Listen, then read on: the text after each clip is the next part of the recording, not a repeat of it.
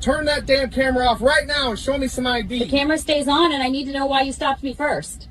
I don't need a reason to stop anyone in this neighborhood, sweetheart. Actually, you need reasonable suspicion under the Fourth Amendment. Don't get smart with me. I've been doing this since before you were born. Detective Keisha Williams thought she was having a quiet Sunday morning drive to church. She had no idea that in the next 12 minutes, she would completely destroy Officer Rick Sullivan's 22-year career and expose a pattern of corruption that would shake the entire Riverside Police Department to its core. The body camera would capture every word, every sneer, every moment of Sullivan's mask slipping away to reveal the prejudice he'd been hiding behind his badge for over 2 decades. And when the footage went viral 3 days later, it wouldn't just end his career. It would spark a federal investigation that would land him in prison. Before we get into this unbelievable story, please hit that subscribe button. Seriously, you're not gonna believe what happens when this officer realizes who he just messed with. And drop a comment letting me know where you're watching from. This story is going to blow your mind. Detective Keisha Williams was 34 years old and had been with the Los Angeles County Sheriff's Department for 11 years. But she wasn't just any detective. She was assigned to the Internal Affairs Division, specifically investigating police misconduct and corruption. She had put 16 dirty cops behind bars in the last 5 years alone. Keisha lived in Riverside, about an hour east of Los Angeles, in a quiet, middle-class neighborhood where she enjoyed the peace after dealing with the worst of law enforcement during her workdays. She was driving to Sunday morning service at her church, dressed in a simple blue dress, listening to gospel music, when Officer Rick Sullivan decided to ruin both their days. Sullivan had been with the Riverside Police Department for 22 years. He was 3 years away from retirement with full pension benefits. He was known around the department as Old School, which was code for the kind of officer who believed the badge gave him unlimited authority and that certain people deserved different treatment based on the color of their skin. On this particular Sunday, Sullivan was working an overtime shift, patrolling the Oak Grove neighborhood, an area that had been gentrifying rapidly over the past few years. Old white residents were selling to young Black and Latino families with good jobs and decent money.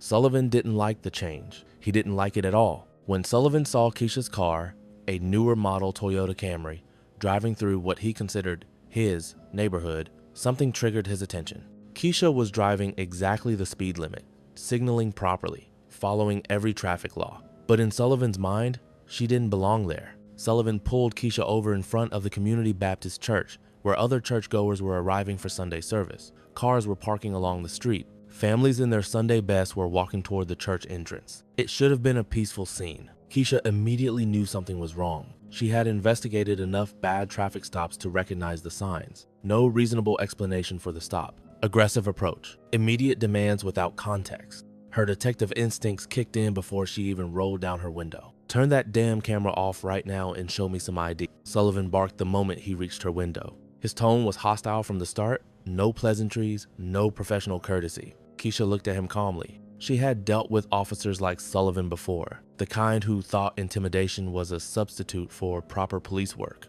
"The camera stays on, and I need to know why you stopped me first." Sullivan's face flushed with anger. "I don't need a reason to stop anyone in this neighborhood, sweetheart." The word sweetheart was delivered with such condescension and contempt that several churchgoers nearby stopped to watch. This wasn't officer safety or professional authority. This was personal. "Actually, you need reasonable suspicion under the Fourth Amendment," Keisha replied, her voice steady and professional. Sullivan leaned closer to her window. "Don't get smart with me. I've been doing this since before you were born." Keisha looked him directly in the eyes. "Then you should know better." That simple phrase, "then you should know better," would later become the title of news articles, legal analysis pieces, and training videos about the encounter, because it perfectly captured the moment when someone who actually understood policing encountered someone who had been hiding behind a badge for decades. Sullivan's hand moved to his service weapon, not drawing it, but resting his hand on the grip, in a gesture of intimidation that the body camera captured perfectly. "Step out of the car," Sullivan ordered. "On what grounds?" Keisha asked. "Are you concerned for your safety? Do you suspect I'm armed? Do you have probable cause to believe I've committed a crime?" Sullivan didn't answer because he couldn't answer. He had no legal justification for any of his demands. He was operating purely on the assumption that his badge meant he didn't need justification. "I said step out of the car," Sullivan repeated, his voice rising. "And I asked you on what legal grounds," Keisha responded. You've made a traffic stop without articulating reasonable suspicion. You've ordered me out of my vehicle without safety concerns. You're escalating this encounter for no apparent reason, other than you don't like being questioned. By now, about 15 people from the church had gathered on the sidewalk, watching the interaction. Some were recording on their phones. The scene was drawing attention Sullivan didn't want. "Look around you," Sullivan said, gesturing at the neighborhood. "This is a nice area. We don't get a lot of people like you driving through here." There it was. The mask had slipped completely off. Keisha felt her heart rate increase. Not from fear, but from anger. Professional, controlled anger. "People like me? What exactly do you mean by that, officer?" She looked at his name tag. Officer Sullivan? Sullivan realized what he had just said on camera, but instead of backing down, he doubled down. "I mean, people who don't live here, don't belong here, driving cars they probably can't afford." Quick question for you watching. How do you think Detective Williams should handle this? Let me know in the comments. Keisha took a deep breath. In her 11 years of law enforcement, she had seen racism in policing. She had investigated it, prosecuted it, and helped remove racist officers from the force. But experiencing it personally was different. The anger was personal now. "Officer Sullivan," Keisha said, her voice taking on a tone of professional authority, "I'm going to give you one opportunity to end this encounter professionally. You have no reasonable suspicion for this stop. You have no probable cause for detention. You have no safety concerns that would justify your orders. And you've now made statements that suggest racial bias. I strongly recommend you return to your vehicle and drive away." Sullivan laughed. Actually laughed. "Are you threatening me? I'm advising you, as someone who knows the law better than you apparently do. What are you, some kind of lawyer?" Keisha reached slowly into her purse and pulled out her badge and identification.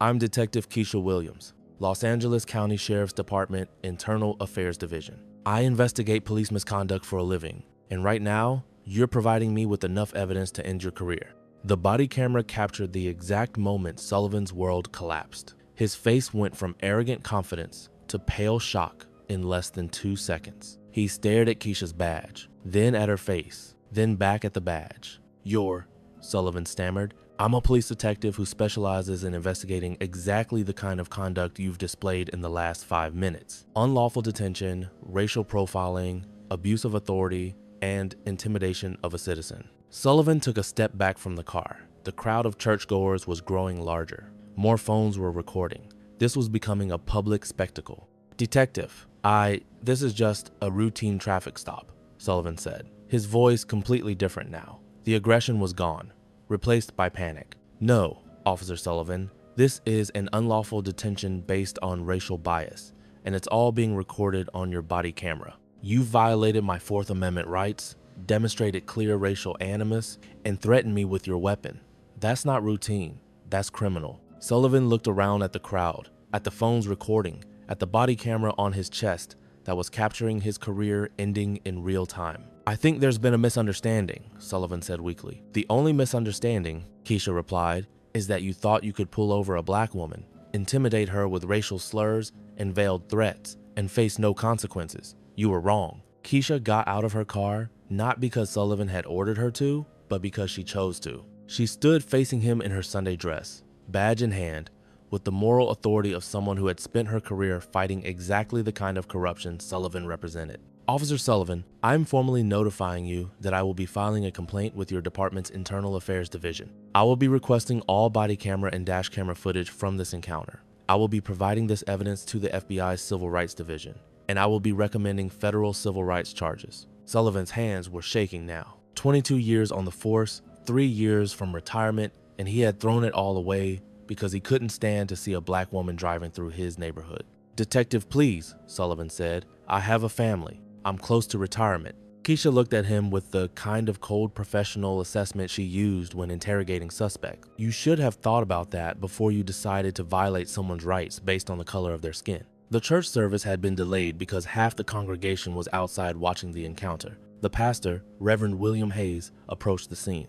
"Sister Williams, is everything all right?" he asked. "Everything's fine, Reverend," Keisha replied. Officer Sullivan was just leaving, but Sullivan wasn't done making mistakes. Faced with the humiliation of backing down in front of a crowd, he made one final, catastrophic error in judgment. "You people always play the race card," Sullivan said bitterly. The crowd gasped. Someone said, "Oh no, he didn't." The phones kept recording. Keisha stared at Sullivan for a long moment. "Officer Sullivan, you just used the phrase, 'you people,' while detaining a black police detective without cause in front of multiple witnesses while being recorded. You've now eliminated any possibility that this was a misunderstanding or poor judgment. You've made this explicitly about race." Sullivan seemed to realize what he had just done. The last shred of plausible deniability was gone. I didn't mean," Sullivan started. "Yes, you did," Keisha said. "You absolutely did. And now everyone knows exactly who you are." Keisha got back in her car. "I'll be in touch with your department, Officer Sullivan. Have a blessed Sunday." As Keisha drove away to find parking for church, Sullivan stood on the sidewalk facing a crowd of witnesses, multiple cameras, and the certain knowledge that his career was over. The encounter had lasted 11 minutes and 37 seconds. Within 3 hours, videos from witnesses were being posted on social media. Within 6 hours, the Riverside Police Department had received over 200 calls demanding Sullivan's termination. By Monday morning, Officer Rick Sullivan was placed on administrative leave pending investigation. By Tuesday, the FBI had opened a civil rights investigation. By Wednesday, the body camera footage had been released and gone viral. The video was devastating. Sullivan's racial comments were clear. His abuse of authority was obvious. His complete ignorance of basic constitutional law was embarrassing. And it was all captured in high definition on his own body camera. The Riverside Police Department's internal affairs investigation took 2 weeks. It was the fastest misconduct investigation in the department's history because the evidence was overwhelming. The investigation found that Sullivan had violated numerous department policies: unlawful detention, racial profiling, conduct unbecoming an officer, failure to follow constitutional standards, and bringing discredit to the department. But the internal investigation also uncovered something worse. A review of Sullivan's traffic stop data over the previous 5 years showed a clear pattern of racial bias. He stopped Black and Latino drivers at rates far exceeding demographic baselines. He conducted searches of minority drivers at rates 3 times higher than white drivers.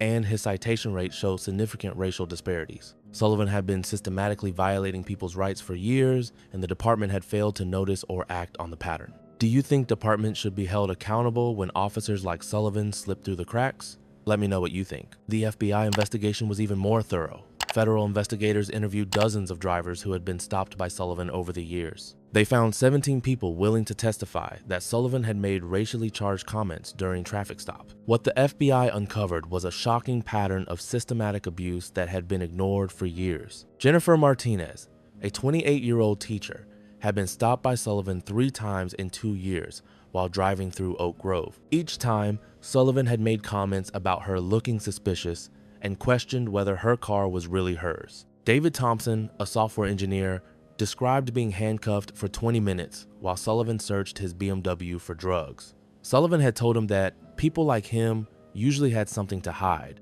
No drugs were found, no ticket was issued, but Thompson was humiliated in front of his neighbors. Maria Santos, a single mother, had been pulled over while taking her children to school. Sullivan had made her wait in the patrol car while he ran checks on her vehicle, claiming it looked stolen. Her 6-year-old daughter cried the entire time, asking why the police officer was being mean to mommy. One case was particularly damning.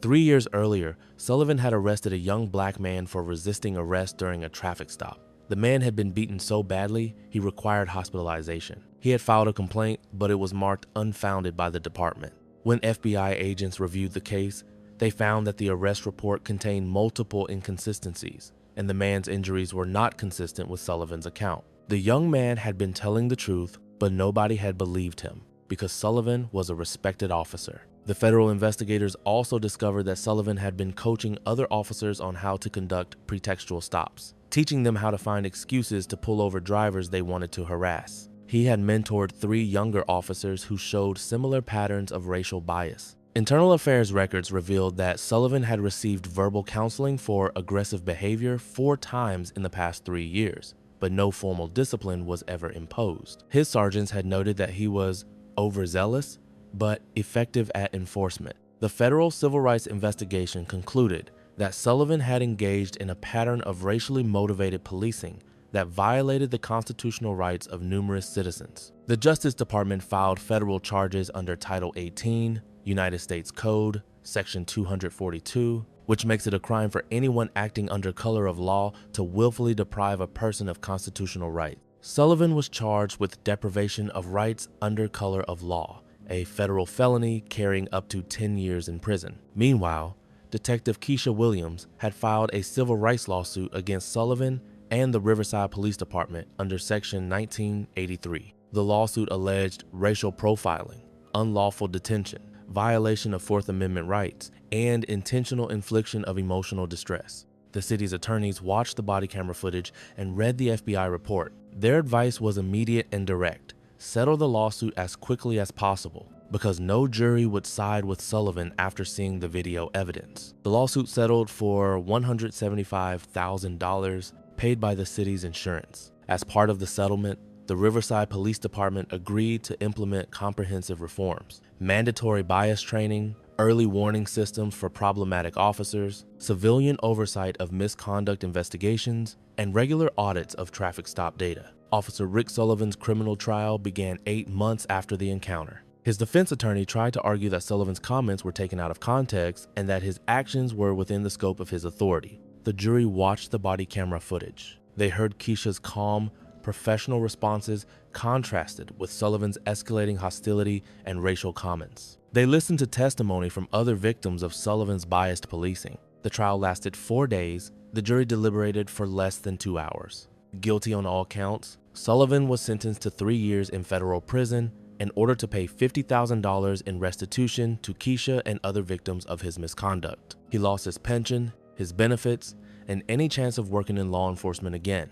At his sentencing, the federal judge said Sullivan had betrayed the oath he took to serve and protect all citizens equally, and had used his position of authority to terrorize people based on their race. Sullivan served 18 months in federal prison before being released on supervised probation. He now works at a hardware store in a small town outside Riverside, making $12 an hour. His wife divorced him during his imprisonment, and he lost his house to legal fees and the restitution payments. Detective Keisha Williams continued her work with the Los Angeles County Sheriff's Department. The encounter with Sullivan became a case study she used when training other investigators on how to recognize and prosecute police misconduct. Keisha also began speaking at community events about citizens' rights during police encounters. She wanted people to understand that they didn't have to accept abuse from officers, and that there were legal remedies when police violated constitutional rights. The Riverside Police Department underwent significant changes after the Sullivan case. They fired 3 other officers who were found to have similar patterns of biased policing. They implemented new training programs and civilian oversight.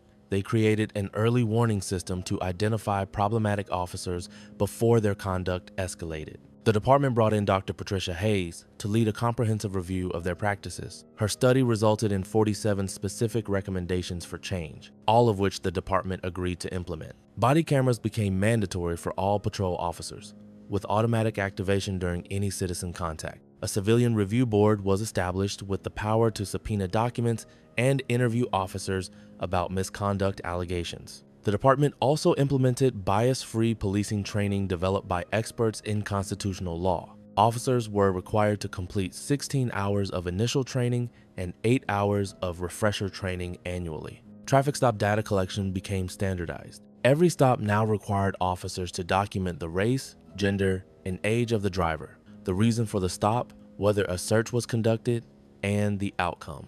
This data was analyzed monthly by civilian auditors. A new early warning system flagged officers who received multiple complaints or had unusual demographic patterns in their stops. Officers flagged by the system were required to undergo additional training and closer supervision. Most importantly, they started taking citizen complaints seriously. The culture of protecting bad officers was broken. Complaints were no longer investigated solely by internal affairs. Civilian investigators provided independent oversight of serious allegations. The body camera footage from that Sunday morning became required viewing at police academies across California. It's used as a training tool to show officers what happens when you let personal prejudice override professional standards and constitutional requirements. The video also became a powerful tool for civil rights organizations. It demonstrated that racism in policing isn't always about dramatic incidents. It's often about routine encounters where officers abuse their authority because they think certain people don't deserve respect. Within days of the video going viral,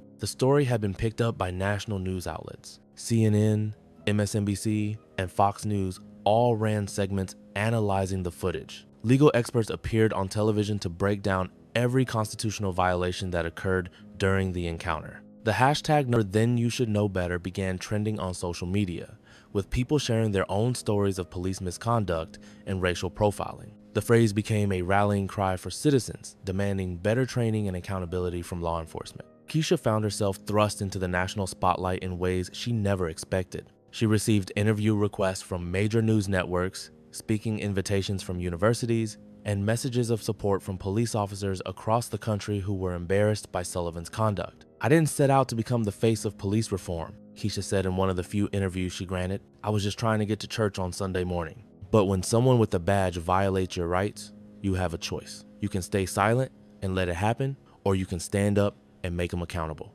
I chose accountability. The Riverside Police Officers Association initially defended Sullivan, claiming he was being unfairly prosecuted for doing his job. But as more victims came forward and the pattern of abuse became clear, even his union representatives distanced themselves from his conduct. The union president issued a public statement saying that Sullivan's actions do not represent the values of professional law enforcement. Community activists organized protests outside the Riverside Police Department, demanding not just Sullivan's termination, but systematic reforms. The protests were peaceful, with many participants carrying signs reading, "Then you should know better." Local businesses in the Oak Grove neighborhood began displaying signs supporting police accountability. The Community Baptist Church held special forums on civil rights and police relations. Reverend Hayes, the pastor at Community Baptist Church, said the incident brought his congregation closer together and strengthened their commitment to fighting injustice. The church established a legal fund to help community members who couldn't afford attorneys when their rights were violated. Several law schools now use the Williams Sullivan encounter as a case study in constitutional law classes. Students analyze how quickly a routine traffic stop can become a federal civil rights violation when officers don't understand or respect the legal limits of their authority. Professor Michael Chen at Stanford Law School has incorporated the case into his criminal procedure course for the past 3 years. The Williams Sullivan encounter is a perfect teaching tool, he explained. It shows students exactly how constitutional principles apply in real-world situations. They can see what reasonable suspicion looks like, what it doesn't look like, and what happens when officers exceed their authority. The case has also become standard curriculum at police academies across the country. Academy instructors use Sullivan's mistakes to teach recruits about proper traffic stop procedures and the legal standards they must follow. Dr. Sarah Rodriguez, who trains police officers on constitutional law, says the case is invaluable for showing officers what not to do. When recruits watch Sullivan's encounter with Detective Williams, they can see exactly how an officer's biases and poor decisions can destroy a career and violate someone's rights. The case has had international impact as well. Police departments in Canada, the UK, and Australia have used the footage in their training programs. Civil rights organizations in other countries have cited the case when advocating for police reforms. 3 years after the incident, the Riverside Police Department published a comprehensive report on the changes they had implemented. Traffic stops had become more equitable, with demographic disparities dropping by 60%. Citizen complaints had decreased by 40%, while citizen satisfaction with police interactions had increased significantly. The department had gone from being seen as a problem agency to a model for reform. The data showed remarkable improvement across all metrics. Use of force incidents had declined by 45%. Officer misconduct complaints were down 38%. Community trust in the police had increased from 32% to 67% in just 3 years. The reforms were working. The Community Baptist Church established the Keisha Williams Fellowship, an annual award given to individuals who demonstrate courage in standing up for civil rights. Recipients receive a scholarship to attend law school or police academy, continuing the legacy of education and accountability that emerged from that Sunday morning encounter. Detective Williams herself became a sought-after speaker and trainer. She developed a workshop called Know Your Rights, Use Your Voice that she presents to community groups and college students. The workshop teaches people about their constitutional protections during police encounters.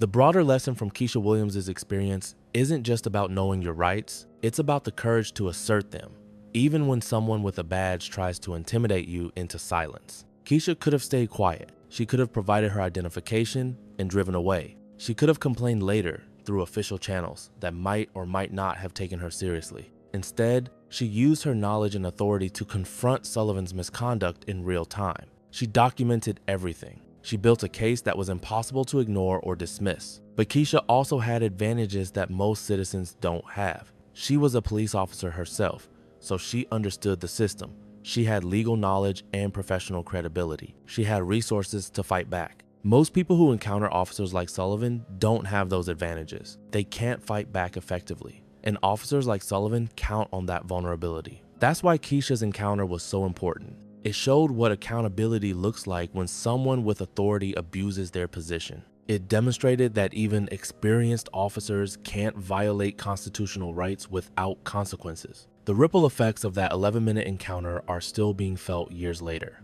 Sullivan is in prison. The Riverside Police Department has reformed its practices. Other officers have been deterred from similar misconduct, and countless people have learned about their rights by watching the footage. One Sunday morning, one traffic stop, one officer who thought his badge made him untouchable, and one detective who refused to be intimidated. That's all it took to expose years of misconduct and create lasting change. Officer Sullivan learned that 22 years of experience doesn't matter if you don't understand the Constitution you swore to defend. Detective Williams proved that sometimes the person you're trying to intimidate knows more about policing than you do. And millions of people learned that knowledge, courage, and accountability can overcome even decades of entrenched corruption and bias. The body camera footage from that Sunday morning is still online. You can watch it yourself. You can see the moment Sullivan's mask slips. You can hear Keisha's calm, professional responses. You can witness what real accountability looks like. And maybe, just maybe, the next time someone with a badge tries to violate someone's rights, they'll remember Officer Rick Sullivan and think twice. Because in the end, this story isn't just about one racist cop and one brave detective. It's about the ongoing fight for justice, equality, and constitutional rights in America. It's about the importance of holding people in power accountable for their actions. And it's about the truth that eventually the cameras don't lie, the evidence speaks for itself, and justice, even when it's delayed, has a way of finding people who abuse their authority. Thanks for watching this story through to the end. If you found this eye-opening, make sure you're subscribed because there are more stories like this that need to be told. Drop a comment and let me know what you think should happen to officers who violate people's rights. See you in the next one.